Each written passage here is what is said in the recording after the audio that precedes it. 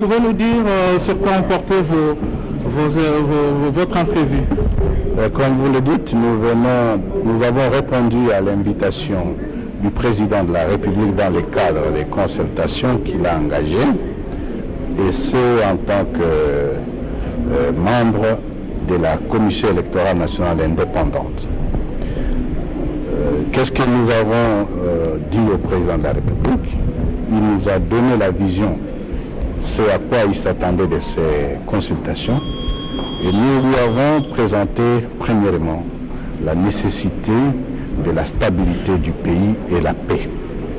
Au-delà de cela, en tant que commission électorale indépendante, nous avons présenté à son autorité la nécessité de la tenue des prochaines élections générales en 2023 et que nous avons désormais un projet de chronogramme qui nous amène à ces élections. Mais bien entendu, il y a d'autres questions qui touchent le processus électoral en général, dont, disons notamment, les préparatifs et surtout l'assainissement de l'environnement avant tout préparatif de ce processus électoral.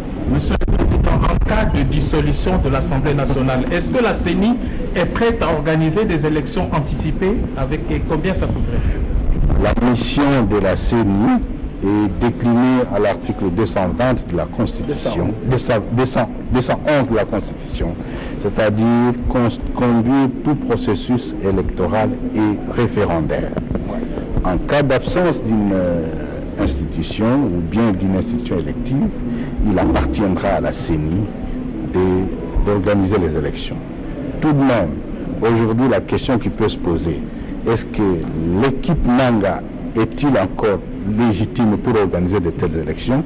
Ça fait aujourd'hui parmi les éléments du schéma critique préparatoire en disant il faut le plus rapidement possible désigner les nouveaux membres de la CENI qui vont faire les études et décliner les chiffres, par exemple, en disant ça coûterait autant. Je vous remercie.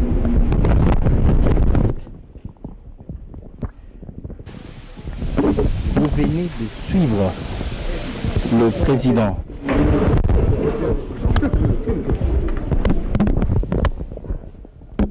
Vous venez de suivre le président de la Commission électorale nationale indépendante, Corneille Nangaa, qui est du bureau sortant. Il vient d'être reçu par le président de la République et il nous a livré le contenu de leurs échanges. Et sur une question d'indiscrétion, il a donné aussi son point de vue sur ce qu'il pense que cela devrait être si jamais on arrivait à l'hypothèse d'une dissolution de l'Assemblée nationale. Il a dit qu'il s'est posé une question si lui, en tant que Corneille Nangaa et son bureau, qui sont arrivés en fin de mandat, sont encore les personnes sur lesquelles il faudrait se reposer pour organiser ce genre d'élections. Mais tout compte fait, la Commission électorale nationale indépendante et l'institution de la République chargée d'organiser les élections pour toute institution à mandat électif. Vous l'avez donc entendu, et dans quelques instants, le président de la République sur ce chronogramme des institutions qu'il reçoit.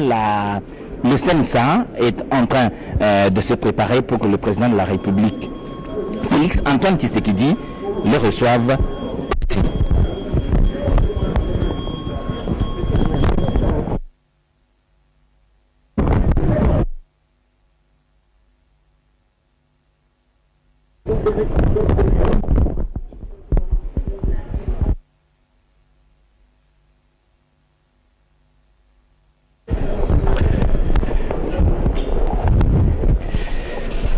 C'est Joseph Olengakoy, président.